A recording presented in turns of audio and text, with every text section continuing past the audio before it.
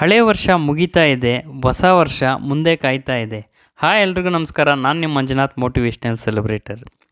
ಈ ವರ್ಷದಲ್ಲಿ ನಾವು ಏನೇನು ಪಡ್ಕೊಂಡಿದ್ದೀರೋ ಅದಕ್ಕೆಲ್ಲ ಧನ್ಯವಾದನ ಹೇಳ್ತಾ ಮುಂದಿನ ವರ್ಷನ ನಾವು ಪ್ರೀತಿಯಿಂದ ಸ್ವಾಗತಿಸೋಣ.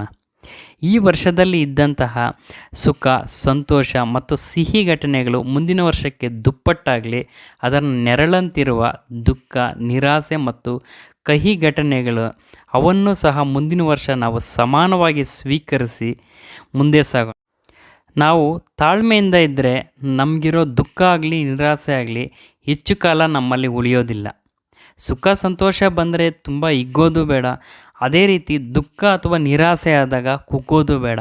ಯಾಕೆ ಅಂದರೆ ಸುಖ ಸಂತೋಷಕ್ಕಿಂತ ದುಃಖ ಮತ್ತು ನಿರಾಸೆನೇ ನಮಗೆ ಹೆಚ್ಚಿನ ಜೀವನ ಪಾಠನ ಕಲಿಸುತ್ತೆ.